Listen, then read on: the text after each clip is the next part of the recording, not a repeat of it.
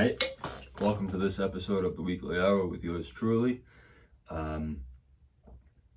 It's a good feeling that I've experienced, especially a thought that came by right before I started filming, is that I'm starting to feel a lot more comfortable with coming in and sitting down to do these podcasts.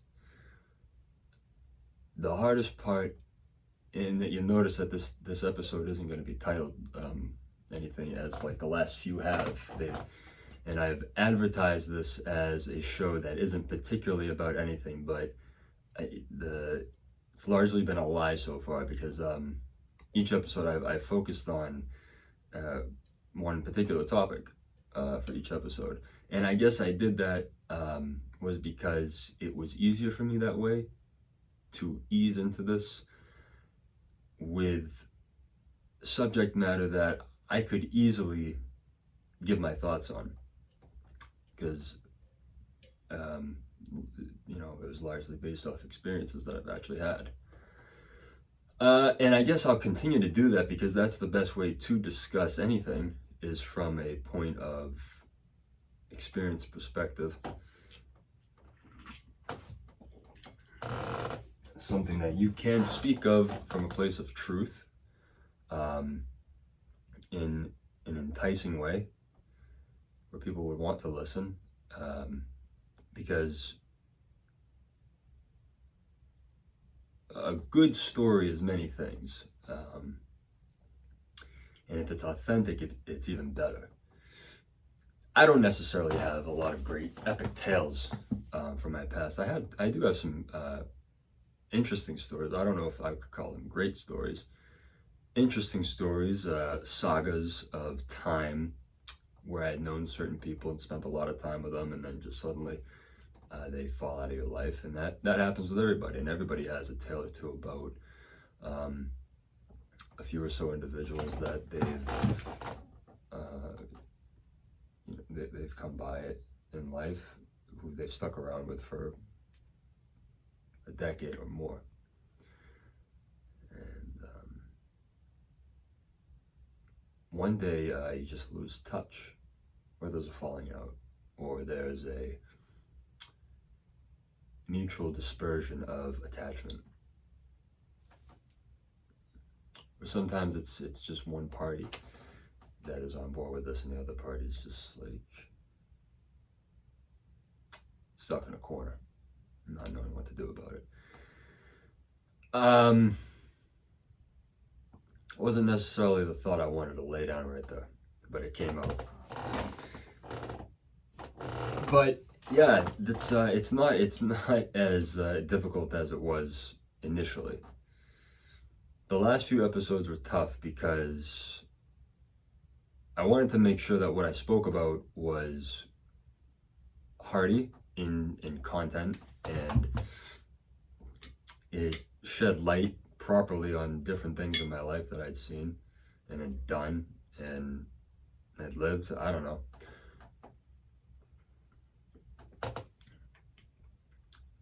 But I realized too that good podcasting comes from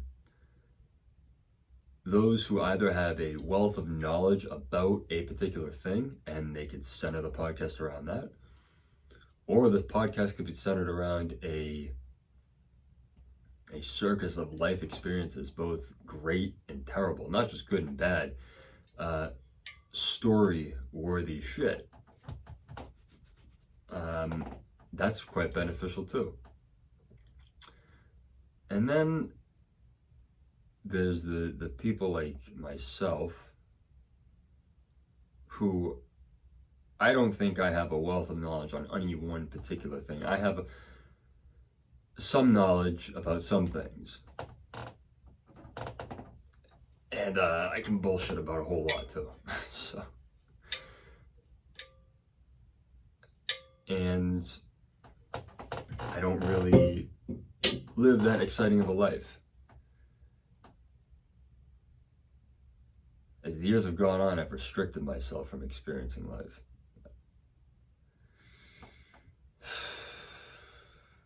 It's easier just to confine myself with my comforts. This is what I've found myself doing. and it's a socially I'm regressive.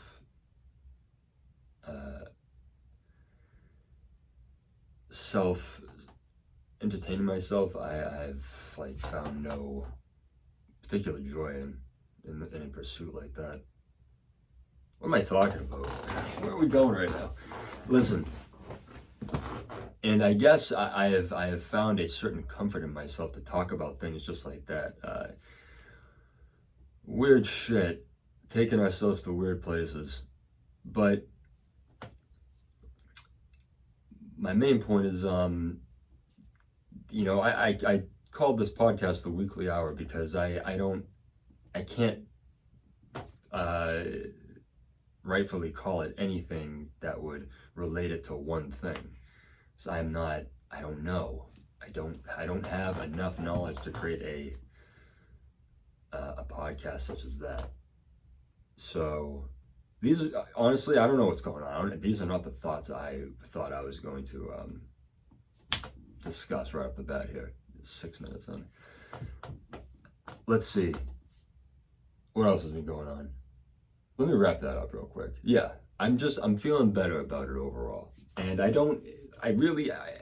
all that I guess sums up to me saying that I don't know where this is going to go. I'm enjoying where it is right now. It is just the moment that currently is. It's the moment that is being lived immediately. Right now, right there, then, see, right there. So that's all I can ask for myself for right now. And people have been supportive, whether it's been commenting, liking it. My analytics show me, I don't know how accurate it is, but watch retention time for viewing is up a little bit more every episode, it seems, which is nice, which is very nice. It tells me that I'm taking it in the right direction, but I still have to navigate a few detours here and there, and it's still a process of finding its footing, and I'm enjoying that process because I just enjoy talking. I just enjoy sitting down and pacing around and talking. But to do it in this more organized way is preferred. So, great. We're doing well. So, and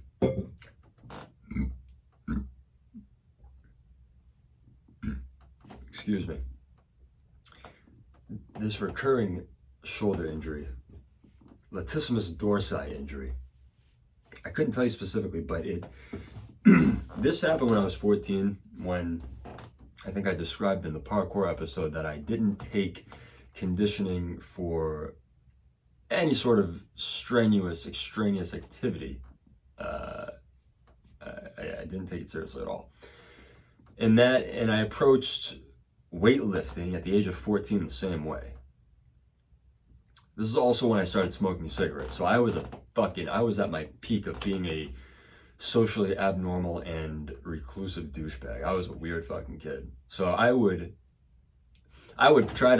bench press 75 pounds, and then I'd do like 7 reps of that, and then I'd get off and I'd smoke a cigarette. I'd take a puff out of the cigarette while listening to the Ozzy Osbourne, because that's what the landscapers that I used to work with listened to.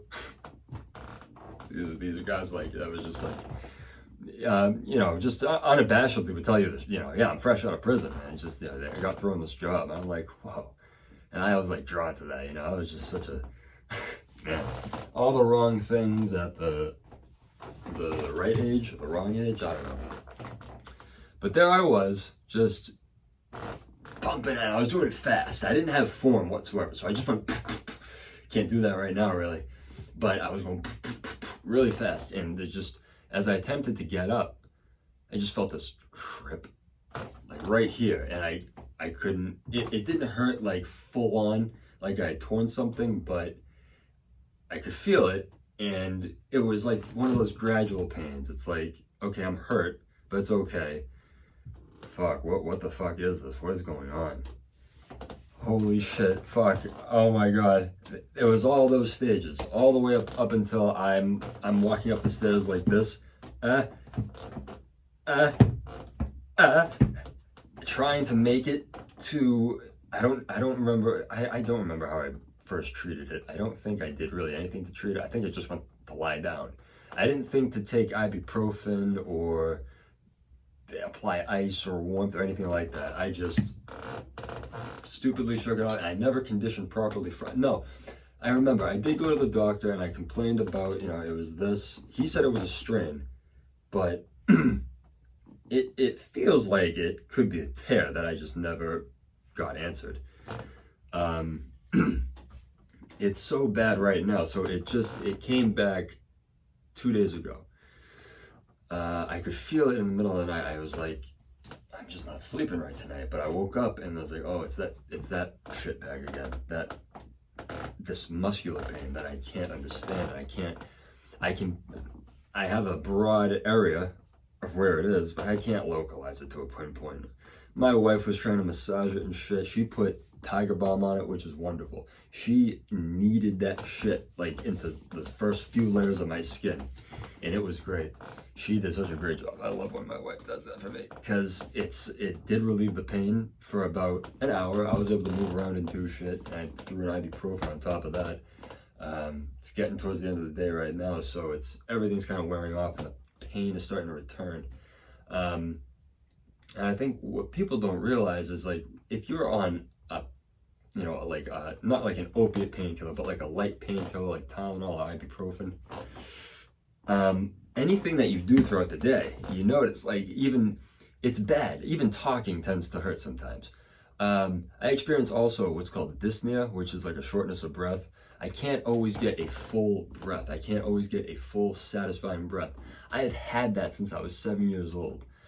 I've always thought it was something deeper. It does have a psychological component to it, which is kind of weird. Same thing with sneezing for me. There's a lot of psychological mumbo jumbo that goes on in my head that prevents me from achieving certain bodily functions, like sneezing or getting full breaths, but such as now. And the primary reason as to why I can't achieve a full breath is because of this pain. Inhalation and the expansion of my lungs going up against my ribs going up against the muscle, and the muscle is, stretching, and it hurts. It feels like, I described to my wife like this, it feels like someone's going like this, has their fingers wedged into the fiber and just pulling them apart. That's what it feels like. And it's not terrible right now, but I know either on my ride home or right when I get home, when I have to begin taking care of the kids to get them ready for bed, it's gonna come back. And I try to avoid taking too much ibuprofen because of the damage it can do to your liver. Tiger Balm works wonderfully. Stretching is great when you're able to do it. Really not able to stretch right now. Doing this, like,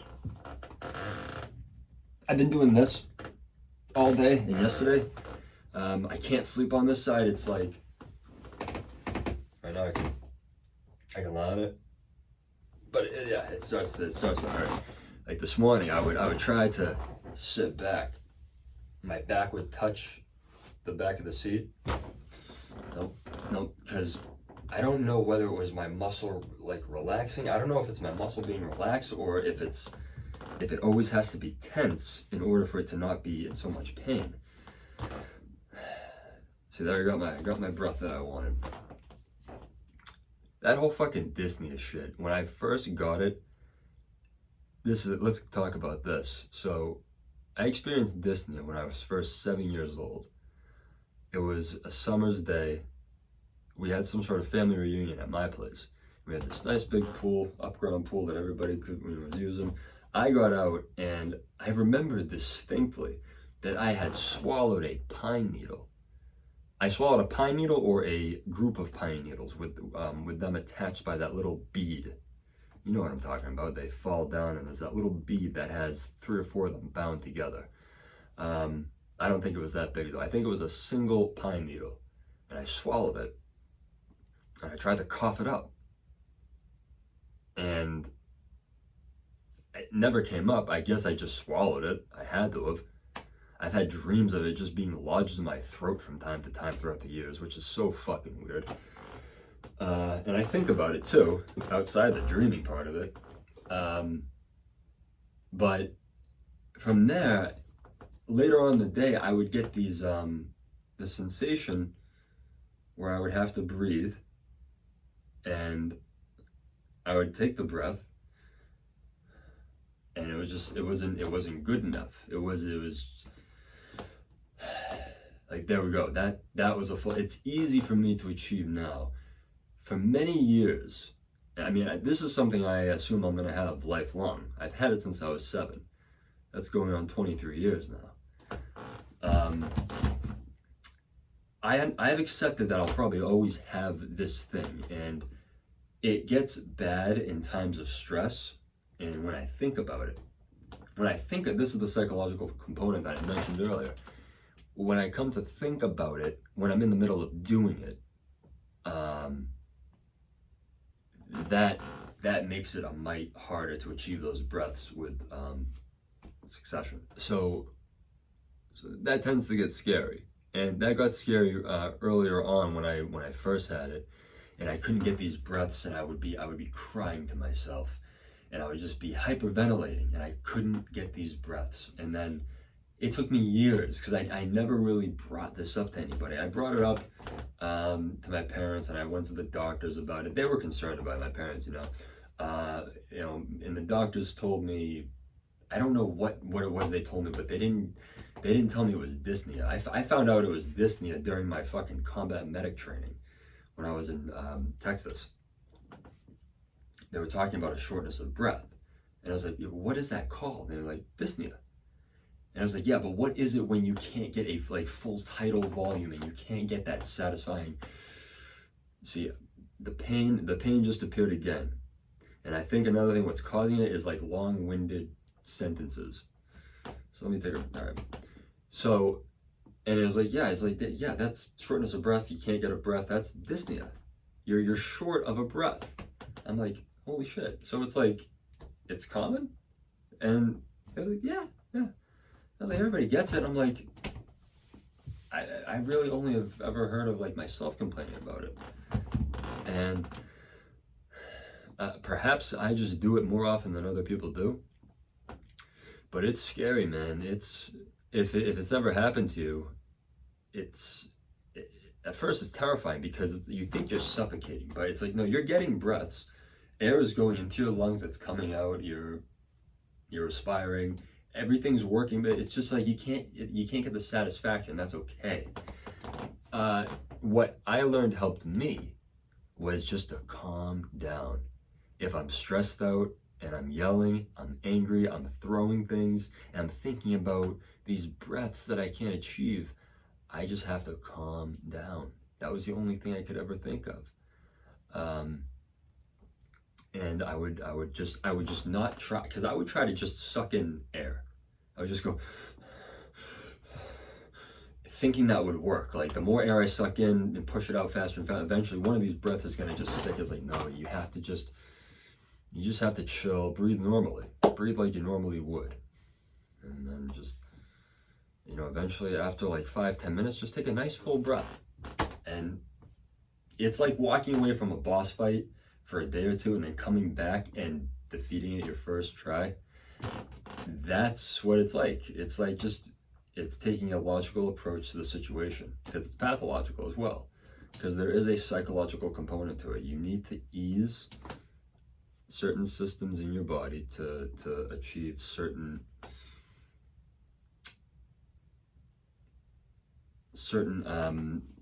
physiological comforts, like a satisfying full breath.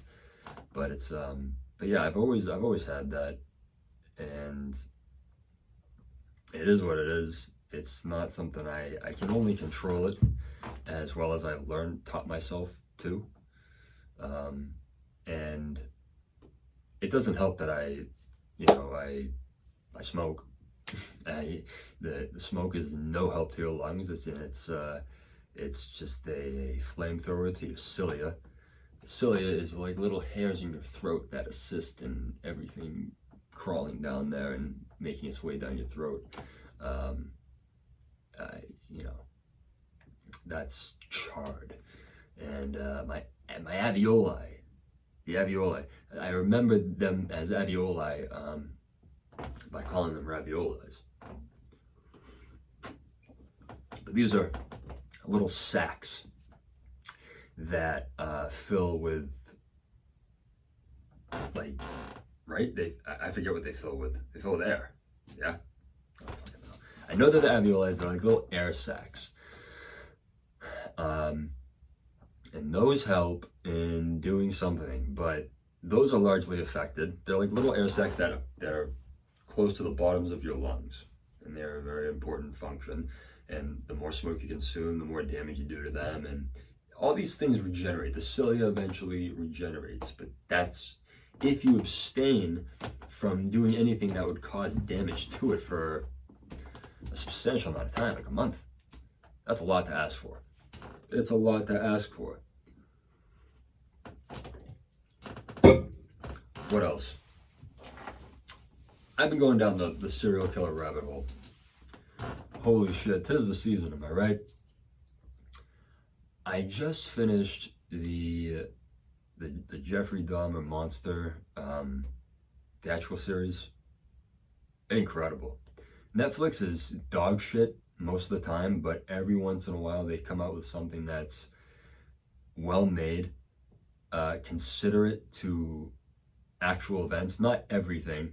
I looked deeper into it and realized there were a lot of things that were amiss, but it's, you know, at the same time they're creating a show. They're creating something that's supposed to be gripping, and not that the whole story of Jeffrey Dahmer and the heinous, grotesque atrocities that he carried out. Not that that in itself is its own compelling, horrific story. But largely the show itself is accurate. I think it's a 9-episode series, and it was extremely well made. I watched it over a span of 4 days, and this was a terribly sick fuck. I watched his story. I went from there to watching the actual conversations with the killer, the conversational tapes that he had with that, what was her name? That blonde-haired woman. But those exposed even deeper details about how he went about dismembering the bodies of his victims. And it's, you know, the way that they constructed, this is a hot take. I don't know, is it? There's a way they constructed the character in the theatrical series that almost made you feel bad for him. Almost. But then you remember he's a disgusting serial killer rapist. But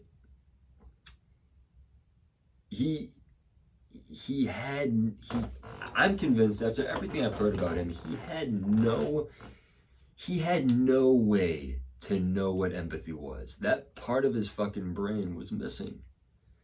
Essentially, he was just a malformed human.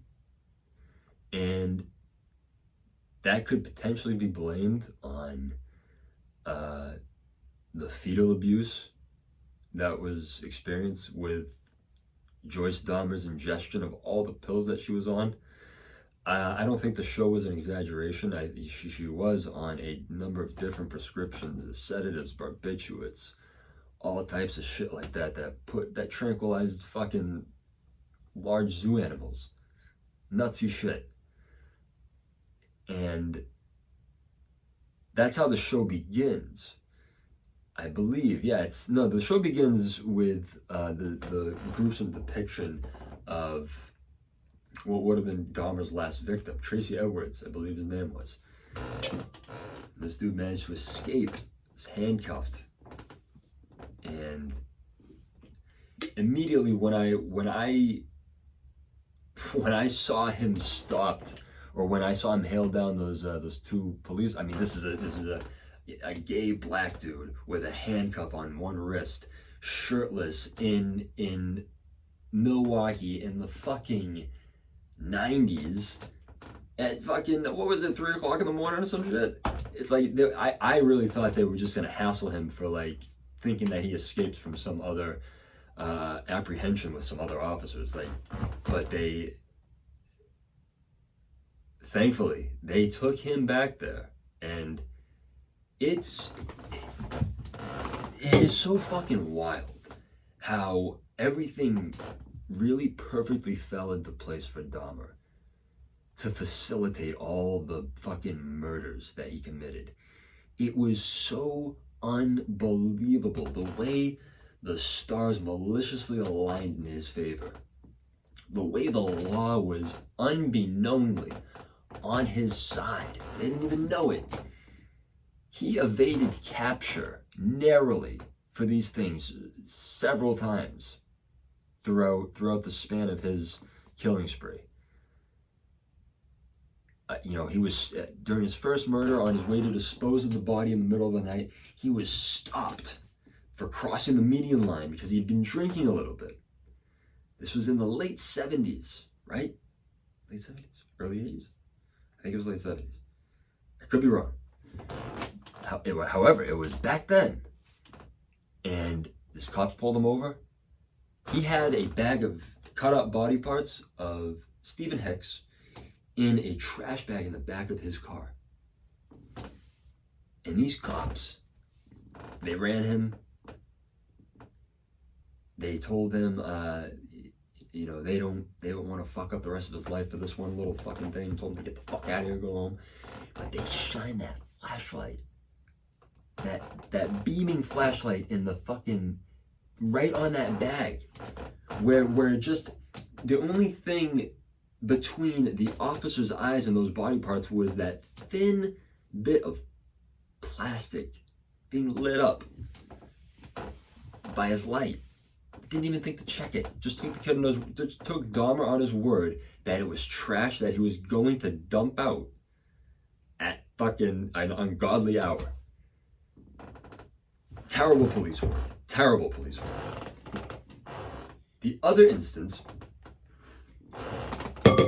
is there's two other instances here. No. There's two instances in one night. So he had his one victim. It was Konarak. I don't want to butcher his last name, but he was a young Laotian boy, 14 years old. One of Dahmer's previous victims, who he had drugged, bound, took pictures of, did all of his sadistic sex shit with, it was his brother. His older brother, was a previous victim of Dahmer's. And Konarak, what Dahmer did for all his victims was he gave them what was called Halcyon. And it was a strong sleeping medication, a sedative. And he would give all of his victims and cups of beer, glasses of beer, diet soda, fucking all that type of shit, and they would just drink it. They wouldn't question it. They would take it, and they would fall under his control. Because Dahmer was a pussy. That he was a pushover little bitch, and he could not have possibly done what he did with any of these men. Any of them would have easily overpowered him. But he knew he wouldn't be able to dominate them without putting them under his spell. He wanted to turn them into zombies, he had stated. And so, to Konarak, he drugged him with, I assume, what was Halcyon. Drugged him, had him naked, and drilled a hole through his head to his brain. After which he injected muriatic acid. And I think the point of muriatic acid is, I think the point of any type of acid is to just burn away whatever it touches. But he injected this into the into the brain of Konarak to lobotomize him. to achieve a zombie-like state out of him by doing this. I forget how, but Konorak was able to leave. He left staggering, disorientated beyond all belief. The guy had a hole in his fucking head, but it was nothing to discern that it was actually there. He had he had a good amount of hair, so, and because there was no pearlescent fluid or blood running out of it, and this woman, Glenda, her name is Glenda though. She called it because she witnessed Konorak and noticed that he was a young boy. He was 14. It was evident. And he was naked too, wandering, staggered, falling on his face against the facade of a brick building, with bleeding rectally. And cops were called. They investigated.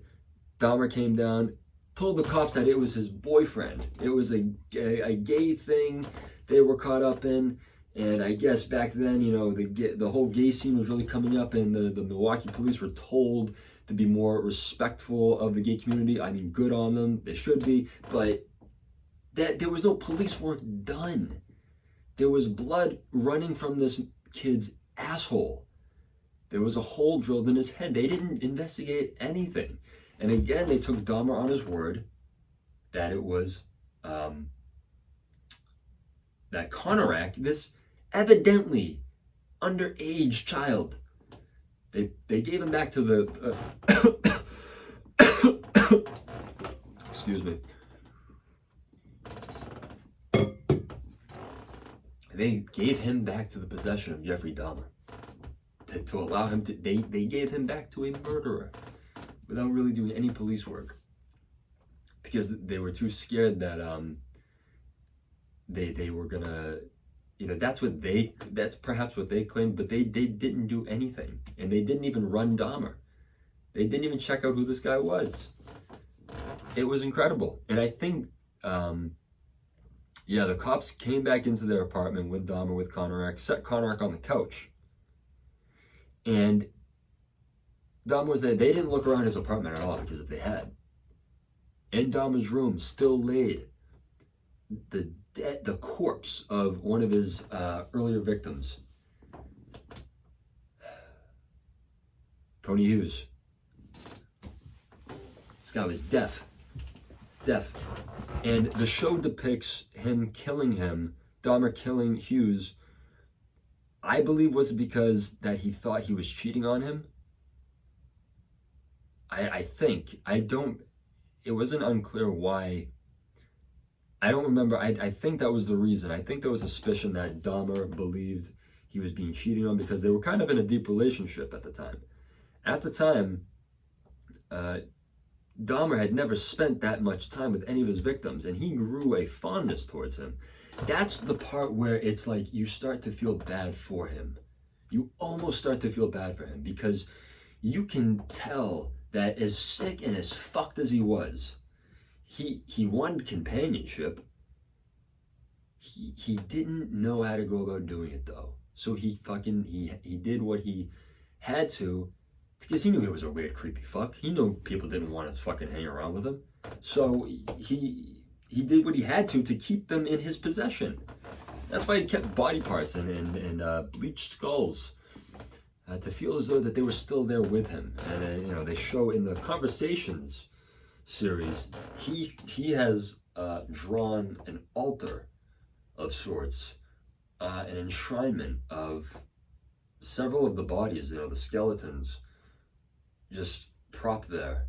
And when asked, he admitted, it's like it would give me a sense of just being with them. And it was like,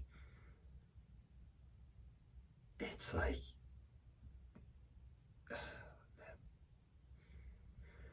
it's incredible. The whole story is so unbelievable, the way it unravels. And two of the craziest things I think to point out were that Dahmer's first victim was someone he had killed with a piece of weight equipment. I believe he beat him with a barbell, beat him across the head with a barbell or a dumbbell or some sort of weight, hit him across the head with it, and essentially he strangled him to death, but rendered him incapacitated with a strike to the head with that weight or whatever it was. But Jeffrey Dahmer was murdered in prison the same way he had killed his first victim, which was poetic justice. It was just, it's hard to believe that something like a story like that could ever be real. And it has all the elements of an incredible story that will be told throughout time.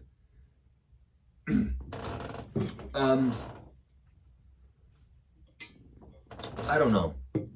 I think there's an intended tendency for things such as the stories of Jeffrey Dahmer and John Wayne Gacy to kind of fade as time goes on. But, and I say that because I guess you could say that with anything, that anything over time gets chopped up and it's misinterpreted, and it's like, I'm sure that the first 100 years or so after the fall of the Roman Empire, it was probably told to a T how it happened and everything. But who knows? Back then, you didn't have fucking documentarians. I mean, you did. You did have the Library of Alexandria that burned down. That went to shit really quick. There was a lot there that could have been salvaged. But there's evil all throughout history. It was evil to destroy that temple of knowledge, that library of so much knowing. That was just, and these are like, I don't know, you can't call them early humans, but early civilization. No one knew the value of anything. Everybody just believed in God. No one knew the value of anything. No one took illness seriously. Everything just like everything turned to God. And so that was one thing that was crazy. And then Jeffrey Dahmer turned to God. Jeffrey Dahmer got baptized on the same day that John Wayne Gacy was put to death by lethal injection. And also, a solar eclipse occurred at the same time as all this happened. That, I saw that and I was like, why would they fake such a thing for the sake of the show? That seems,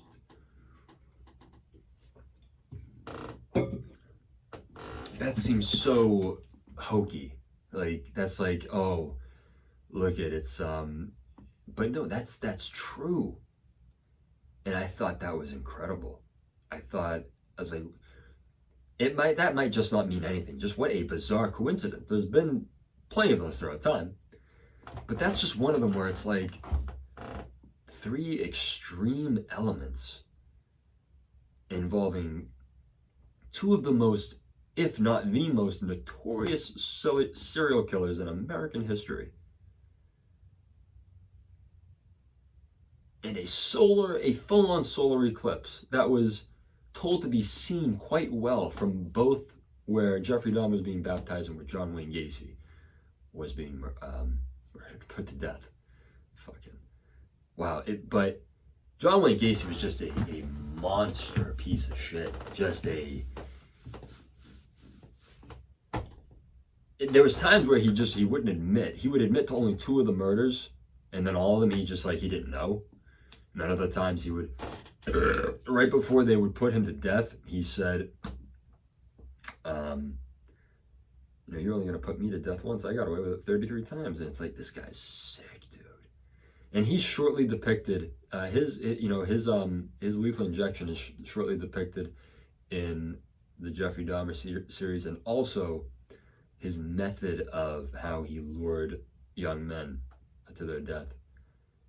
And there's a scene of him, kind of sticks with me. It's fucking terrifying. He has this one kid naked, his hands bound in his bathroom, drowning him, flogging him.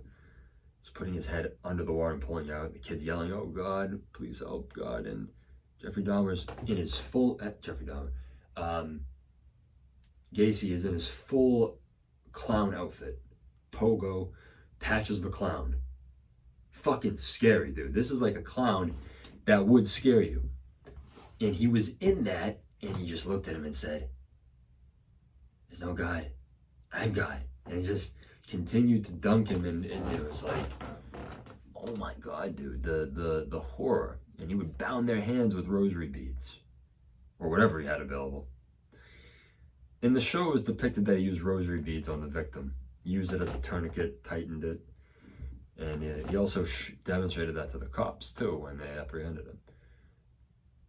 John Wayne Gacy is just an evil piece of shit. There's no other way to slice him. He was... And what I learned a lot from watching those series was there's a big difference between someone who's sick. Well, there are maybe not big differences, but differences in general between those who are sick, evil, and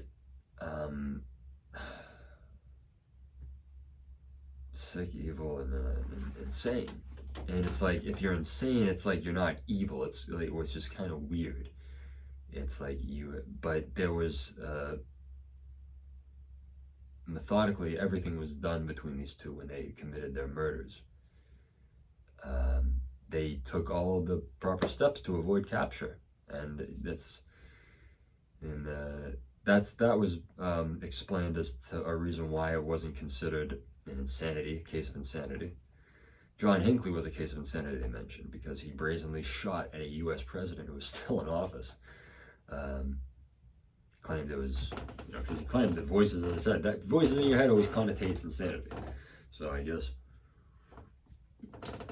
that's that, but it's crazy. I intend to start watching the Ted Bundy tapes too, because it's just, these are not good people by no stretch of the imagination, but it is fascinating, and your heart breaks for the people. You feel a lot of frustration for Glenda in the Dahmer series, because she tried so hard and no one would listen to her.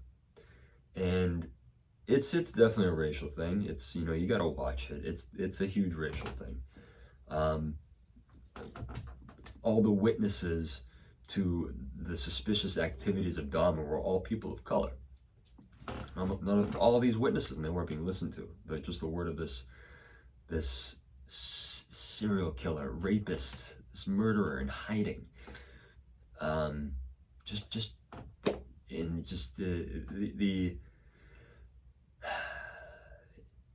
The sounds of carnage and beatings taking place, coming through the vent, and the smell of rotting flesh. It's bizarre. It's wild. It's wild. And you begin to think, it's like there could be other people throughout this country who are doing this right now, as we speak, and it's not unheard of. Think certainly people watch that shit and get inspired, and they're like, wow, it's like, maybe I could top that. Maybe it's like, those people are evil. Those are evil people. Dahmer, I would say he's evil, but at the same time, it's like, I don't know, because he said he felt remorse, but it's like, how you knew what you were doing. It's like, it's hard to make an excuse for someone like him. People would be appalled if you ever tried to, but it's at least worth having the conversation. It's like, wait, let me explain first. Let me pull back the lid, and let's talk about that. People don't want to discuss things deeply. They want to take you for what you say on the surface. If you bring it to someone, and try to make the argument to say that Jeffrey Dahmer wasn't evil, not saying that he wasn't, but it's like, but there's layers to that. But you have to be able to pull those layers back. You can't. I have known too many people in my life who say wild, crazy shit that cannot be backed up. There's no defense for it. And I'll ask them, it's like, well, what do you mean though? It's like, no, literally make it make sense. Like, connect the dots for me. Explain from start to finish to make me believe you, to get me on your side of this perspective. And then people just throw their hands up. It's like, if you don't want to fucking listen, fine. It's like, if you don't want to hear the truth, and it's like, I'm giving you the mic. There's so much of that disconnect in this country. So much of it. Conversationally, on large platforms and small platforms, you see it on the streets, you see it on big debate stages. Conversation and discussion is like, it's being encouraged, but that's about it. It's just being encouraged. It's just, we need more conversation. We need to come together and talk. But once people start coming together and discussing anything, it just seems to devolve because people start talking over one another. Layers of the situation are getting pulled back, and you're not getting to the core of it because those layers lead to a core. And that core could contain some common ground, which is what everybody wants to find. But everybody goes into their conversation, into their argument with guns drawn, with their shields up. You need to come down with your walls down, because you're fighting an intellectual fight. You're fighting a fight of thought, better thought, shabby thought that can be sifted through and refined and better understood. It's like, that's why it's important to talk. And the other thing is, people need to know how to talk. You need to be able to discuss. You need to be well equipped informationally to pull back those layers. And I'm sorry we're jumping to this. We went right from serial killers to this. But here we are. It's okay. It's the weekly hour. We're really now at the point of a not so specific show, but here we are talking about conversational and intellectual etiquette. And I think it's important. And I wish I wish I grew up more around others who were willing to have deeper conversations. I did. A couple friends earlier on in life, people I don't really talk to anymore, because they moved on. They they weren't really complacent people. They moved around and they did their own thing, and that's great. I'm so happy for them.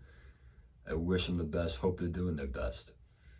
But now it's like, I feel like that's a reason why I came up with the podcast, because it's lonely talking about different things by yourself. And I discuss things with my wife and stuff, but there's things I just don't discuss with anybody.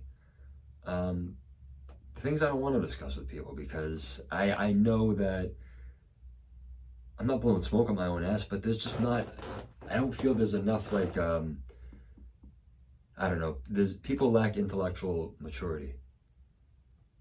I lack intellectual maturity too, because I lack emotional maturity.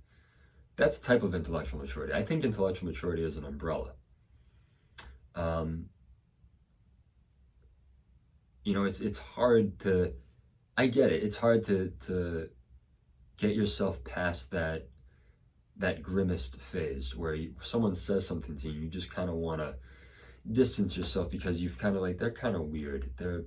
I get that. I've always been that person. I've always been that person who's been looked at as the stranger, odd one out. And I've accepted that, and that's been a big drive to my creativity, the way I write, the way I do other things. I resisted accepting it for a long time. But like anybody else who's a fucking weirdo, you just have to accept that you're a weirdo. And without you trying, the world will never know that it's a better person for the strange ideas that you might have had. If you don't try, if you don't go out there and give it a shot. Weirdos all throughout time have given their shot, given their all, and have given us great shit. Great stories and inventions that we all enjoy throughout time, the basis for great things to happen throughout decades, throughout time.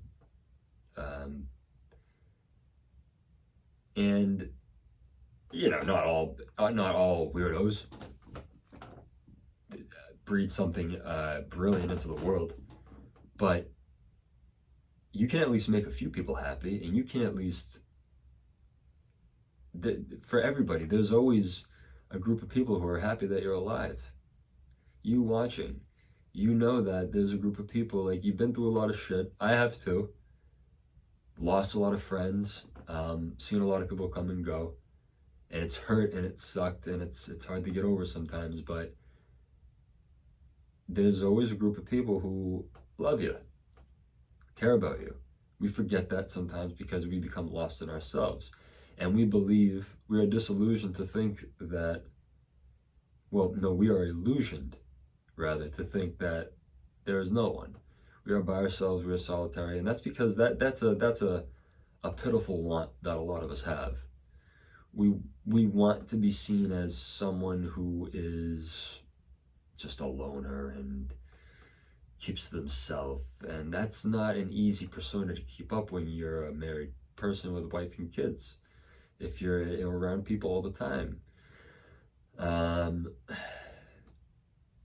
And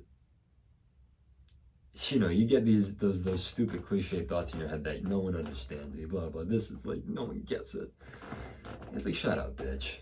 It's like, no one needs to get it. No one owes you getting it. You just gotta go out there and get it for yourself. It's like, that's the whole thing about Stoicism. All you can control is your circumstances. All the others around you are just, they're living their lives too. And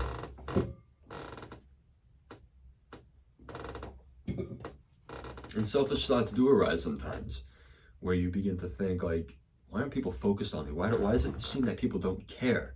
It's like, because people generally don't. People don't give a fuck. The people that give a fuck, and the only people that should give a fuck, are the people that you're closest with. Make sure they're giving a fuck, and give a fuck about them. Your colleagues at work don't have to give a fuck about you as far as like asking you a question or asking you for a favor in the workplace. That's as far as they have to give a fuck about you. You can't expect appreciation from anybody. Though you may feel like you deserve it, though you may feel like you are owed attention, you're not. These are hard, heavy feelings that need dissipation from ourselves, because they're burdensome. Because all those feelings are kept there and we hoard them, they stale, and we wonder, why are they still here? Why are they not satisfied? Because you put excessive feelings here that no one's going to cater to. It's like, don't you get it? It's there's a lot that people will be appreciative of. But you need to approach people kindly, even if it's something that you want to unload. There's always generous and delicate ways of doing things. And sometimes situations don't warrant that. Some situations warrant extreme anger, vengeance. Some situations do warrant that. I'm not necessarily a proponent for vengeance, but I am not one of its enemies either. There is just some justice that can only be carried out, you know, in corporal ways, in punishing ways, because there's just these terrible people that exist on the face of this earth, but even then you can't control. You can only control what it is that you do, that the effort that you put into the world, the effort that you put into the things that you love doing, because the attention will come, because your passion has brightened an area of where others are. Like, your creation has been thrown out into the world and has touched others because you put your time into that. And a lot of time we spend wallowing in the past, our relationships, people who are gone, the people who we wish we could have back. But today is today. Tomorrow is really everything that we think about. Yesterday is everything really that we think about. Tomorrow is not to be stressed about. There are things that we know are happening tomorrow that we are anxious for, but they exist in a place and time that we can't be at yet. We can't we're not there in those moments. So it's, you know, we can think and we can stress, and it's just like we can't accelerate time. And we try to do that. I try to do that all the time. I try to think away time, and that just, it makes the thoughts more rabid, more anxious, more palpitating, to the heart. You know, it's some stress. Just like I'm trying to do here is provide this podcast because I'm starting to believe in it more and more. What it will become, no one knows. What I want it to become, I have ideas. I don't know how to guide it that way yet. But this was a great episode. Yeah, it's been good. The shoulder pain is still here. We made our way all the way through it though. I still have a good amount of water left. So, 'tis the season with all this serial killer bullshit. I encourage you to go and check out those series. Watch those series, listen to those tapes. There's a lot of shit that you learn just between those two. What you can learn from the depths of the human mind's sickness and the evil that creeps in those who can't control it, and they just unleash it upon their communities. Crazy fucking shit. Always watch yourself. Watch those who you love. Don't let them go out at night, go home with these crazy motherfuckers trying to be the next Dahmer, next Gacy, next Geen. Yeah, whatever. Fuck them. But it's great shit to watch for Halloween. It's if you're in for a scare, it's terrific shit, but it doesn't. I don't know, if you have a weak constitutions and a even weaker imagination, that might keep you up at night. So give it a check it out. Anyways, thank you for watching this week's episode. See you next week. Bye bye. Can you say bye bye? Bye bye.